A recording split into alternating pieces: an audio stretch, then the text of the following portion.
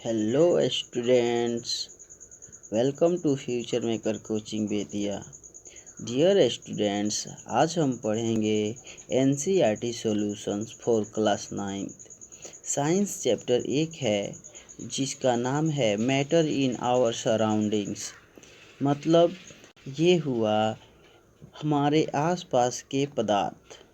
तो हम अपने आसपास के पदार्थ के बारे में पढ़ेंगे, वो भी हिंदी मीडियम में। तो आइए डियर स्टूडेंट्स, वीडियो को आगे बढ़ाते हुए हम पढ़ते हैं हमारे आसपास के पदार्थ चैप्टर का प्रत्येक क्वेश्चन का आंसर। तो आइए देखते हैं। डियर स्टूडेंट्स, आपको बता दें, ये रहा एनसीईआरटी पाठ्य पुस्तक पृष्ठ संख्या 4। यानी अगर एनसीईआरटी हिंदी मीडियम आपके पास बुक है तो उसका ये चौथा पृष्ठ है। कौन सा पृष्ठ है? चौथा पृष्ठ है। इसमें हम लोग का पहला क्वेश्चन है, निम्नलिखित में कौन से पदार्थ हैं? तो देखिए, कुर्सी, वायु, स्नेह, गंध, घृणा, बादाम, विचार, शीत, नींबू, पानी, इत्र की सुगंध, ये सारी चीज़ दिए हुए हैं और बताना है इनमें कौन से पदार्थ है। तो आइए देखते हैं आंसर क्या है। ये देखिए, कुर्सी, वायु, बादाम और नींबू पानी क्या है? पदार्थ के उदाहरण है। और देखिए, क्योंकि इनका कुछ द्रव्यमान होता है और ये जगह स्थान घेरते हैं, तो पदार्थ का परिभाषा ही होता है कि जिसमें द्रव्यमान हो और जो स्थान घेरते हैं उन्हें पदार्थ कहते हैं। तो जैसे आपको बता दें कि कुर्सी भी स्थान घेरता है, इसमें द्रव्यमान भी होता है, वायु भी स्थान घेरता है, इसमें भी ये होता है, द्रव्यमान होता है। बादाम भी स्थान घेरता है, उसमें भी ये द्रव्यमान होता है। और नींबू पानी भी पदार्थ के ये सब उदाहरण है। जैसे घृणा हो गया, तो घृणा तो स्थान नहीं घेरेगा। गंध है, गंध तो स्थान नहीं घेरेगा, तो महसूस होता है। विचार है, शीत है, ये सब क्या है? महसूस होता है। तो आइए अगला क्वेश्चन देखते हैं।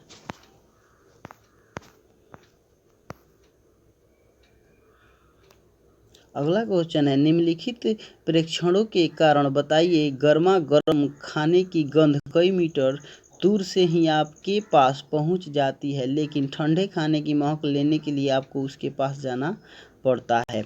तो ये दूसरा क्वेश्चन है, इसका आंसर जानेंगे। गर्मा गर्म खाने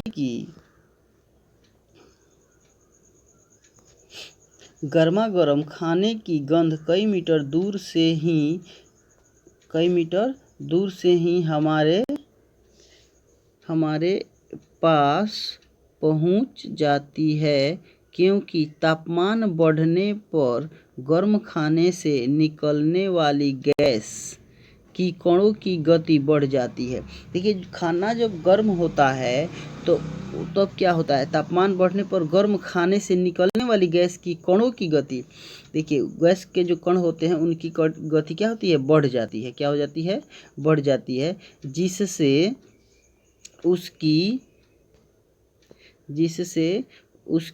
उसकी गतिज ऊर्जा भी क्या होती है? बढ़ जाती है, तथा ठंडे खाने की महक की तुलना में विसरण तेजी से होता है। ठंडा जो खाना होता है उसके तुलना में गर्म खाने की जो क्या होता है? विसरण तेजी से होती है। अर्थात गर्म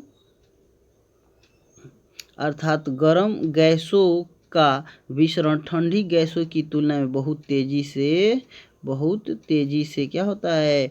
ये विसरित हो जाता है। देखिए, अर्थात गर्म गैसों का विसरण ठंडी गैसों की तुलना में बहुत तेजी से होता है। तो उम्मीद करता हूँ ये भी क्वेश्चन आपको समझ में आ गया होगा।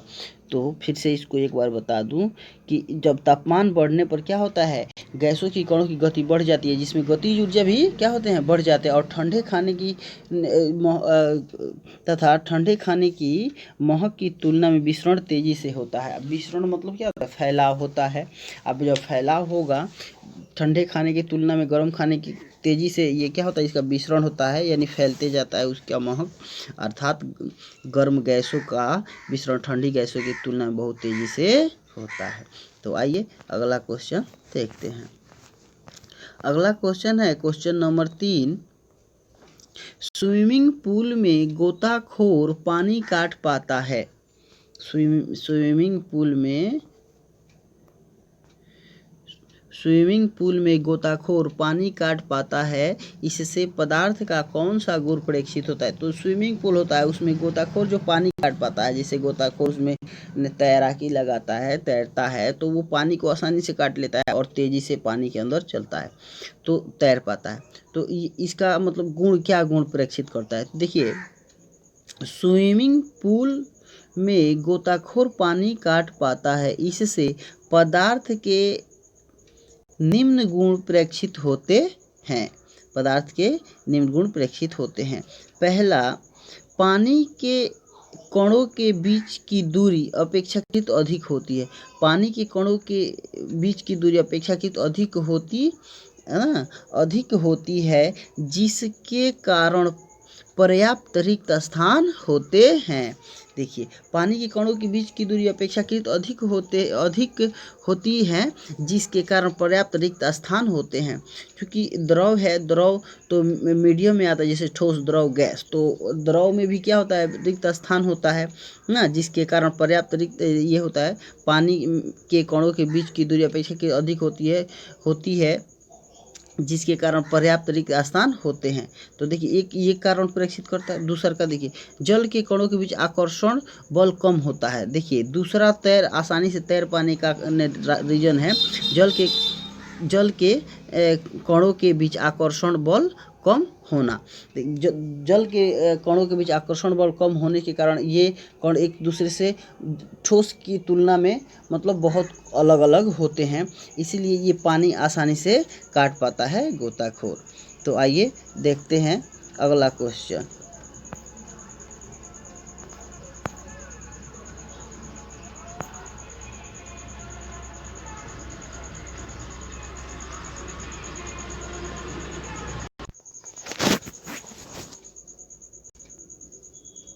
तो क्वेश्चन नंबर 4 देखते हैं।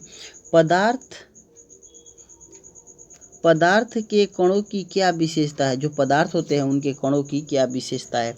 तो उत्तर देखिए, पदार्थ के कणों की तुलना निम्नलिखित विशेषताएं होती है।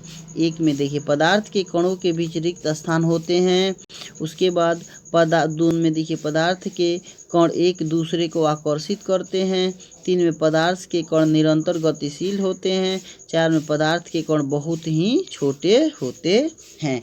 तो ये 4 इम्पोर्टेंट पदार्थ के कणों की विशेषताएं हैं। पहला क्या है, पदार्थ के कणों के बीच रिक्त स्थान होते हैं। पदार्थ के कण एक दूसरे को आकर्षित करते हैं।